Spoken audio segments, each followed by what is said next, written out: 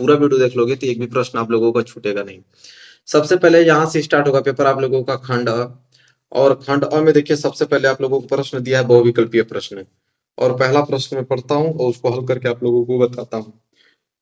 देखिए पहला प्रश्न ये पूछा गया है कि दिया गया है लसा 132 और 288 का 3168। तो कह रहा है कि मसा ज्ञात कीजिए 132 और 288 का। मतलब दो संख्या दिया है 132 288, उनका लसा तो आपको मालूम है, लेकिन उन्हीं दोनों संख्याओं को आपको क्या ज्ञात करना है, मसा ज्ञात करना है। तो कैसे ज्ञात करोगे? उसके लिए मेरे प्यार बच्चों एक फार्मूला होता है, ठीक है, मैं आपको बताता हूँ। वो फार्मूला अगर आपको याद है तो आप आसानी से बिल्कुल हल कर पाओगे।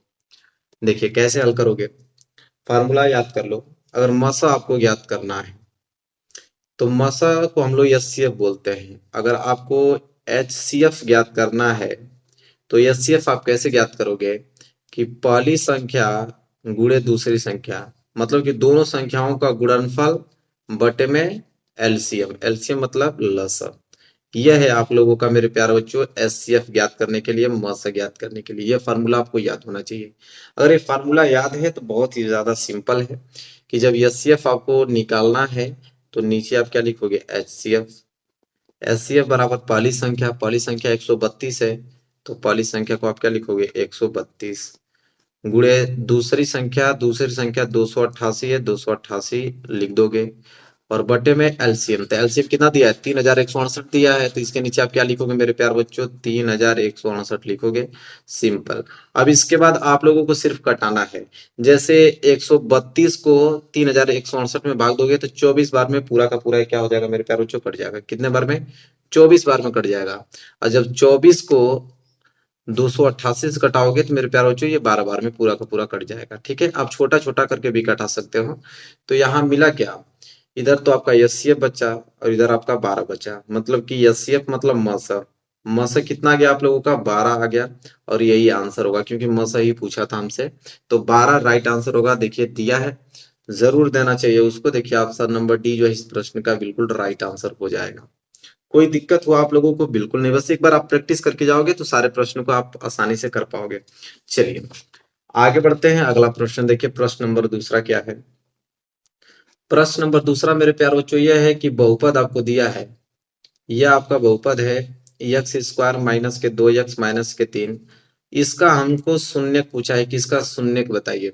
मेरे प्यारे बच्चों जब भी आप लोगों को बहुपद दे दे और बहुपद देने के बाद आपसे शून्य पूछे तो फिर आप कैसे हल करोगे। तो देखिए सिंपल आपको करना क्या है कि बहुपद को आपको नोट करना है। बहुपद क्या आप लोगों का, तो बहुपद है एक्स स्क्वायर माइनस के 2x और माइनस के 3, यही बहुपद है।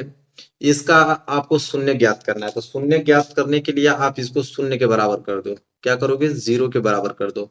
जब 0 के बराबर करोगे तो ये समीकरण बन जाएगा। जब समीकरण बन जाएगा तो समीकरण को हल कर दो। समीकरण को कैसे हल करते हैं मेरे प्यारे बच्चों, समीकरण को हल करते हैं, इस 3 का गुणा है एक्स स्क्वायर के गुणांक में करो, तो एक्स इसको गुणांक 1 है, तो 3 को गुणा 1 में करोगे तो यह आ जाएगा 3।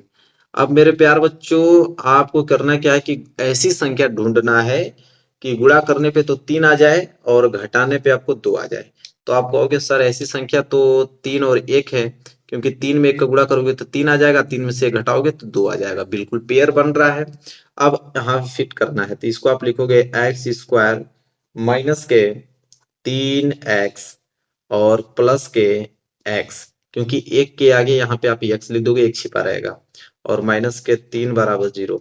ठीक है, क्योंकि -3 और प्लस x मिलकर -2x होता है। इतना तो आप जानते हो, इतना तो आप लोगों को मालूम ही होगा कि गुणनखंड करना तो जानते ही हो आप लोग। तो यहाँ से एक पेयर बन जाएगा, एक पेयर यहाँ से बन जाएगा, इतना तो जानते हो ना आप लोग। अब यहाँ से एक कॉमन लोगे तो इसमें भी x है इसमें भी x है, तो एक ही x यहाँ से कॉमन लोगे, x कॉमन लोगे तो यहाँ पे 2x है, एक x निकल जाएगा तो एक x तो बचेगा, तो x बच गया माइनस, इससे x कैंसिल हो गया तो यहाँ पे सिर्फ बचेगा 3, कोष्टक बंद प्लस। अब कहोगे यहाँ पे क्या कॉमन लिया जाए, इसमें x है इसमें x है नहीं, इसमें 3 है इसमें 3 नहीं है, तो कॉमन लेने वाला कुछ है ही नहीं। तो जहाँ पे कुछ कॉमन लेने लायक नहीं होता वहां पे 1 लेते हैं, और 1 जब कॉमन लेते हैं तो सेम वही उतरता है, x माइनस के 3 बराबर 0। मेरे प्यार बच्चों ध्यान से आप देखोगे तो x माइनस 3 यहाँ पे भी है और x माइनस 3 यहाँ पे भी है, तो इन दोनों को कॉमन ले लोगे, तो कॉमन लोगे तो x माइनस 3 एक कोष्टक में हो जाएगा और एक कोष्टक में आपका क्या हो जाएगा x प्लस 1, ठीक है, और बराबर में क्या बचा 0। अब आपको करना क्या है कि दोनों को 0 को बराबर कर दो अलग अलग। तो एक बार करोगे क्या कि x माइनस 3 बराबर 0 कर दोगे, और एक साइड आप करोगे क्या कि x प्लस 1 जो दिया है उसको आप 0 के बराबर कर दोगे। तो इसको जब हल करोगे तो ये तो हो जाएगा x बराबर माइनस के 3 उधर जाएगा तो प्लस के 3 हो जाएगा, और इसको हल करोगे तो x बराबर प्लस के 1 उधर जाएगा तो माइनस के 1 हो जाएगा, ठीक है।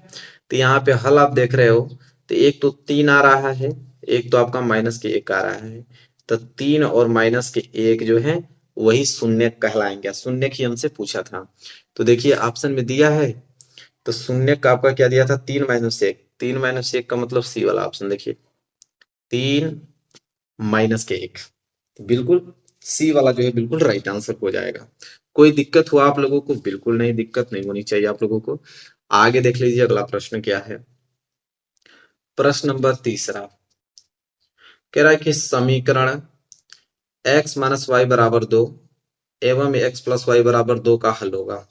अब ये आपको समीकरण दे दिया दो ठे, पूछ रहा है कि इसका हल क्या होगा। ये भी प्रश्न बहुत ज्यादा सिंपल है, देखिए कैसे इसको हल करोगे। पहले दोनों समीकरण को नोट करो।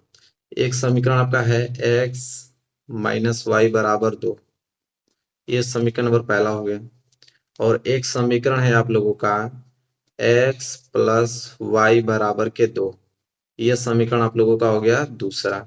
इसे हल करना है, कैसे हल करोगे? तो एक माइनस वाई एक प्लस वाई है, तो आप जोड़ोगे, तो जोड़ने पे क्या होता है मेरे प्यारे बच्चों कि यहाँ से माइनस वाई और प्लस वाई दोनों क्या हो जाएगा कैंसिल हो जाएगा, ठीक है। और यक्स यक्स मिलके ये आपका 2x हो जाएगा, बराबर 2 2 मिलके आप लोगों का क्या हो जाएगा 4 हो जाएगा। तो यहाँ से जब आप यक्स की वैल्यू निकालोगे तो यक्स बराबर क्या हो जाएगा 4, 2 गुणा में इधर आएगा तो 2 भाग में हो जाएगा, इसको जब कैंसिल करोगे तो x बराबर 2 दूनी के 4, 2 बार में कट जाएगा, तो x का वैल्यू 2 आ गया। अब इस x का मान या तो समीकरण पहला में रख दो या तो समीकरण दूसरा में रख दो, आपका मन जो भी हो।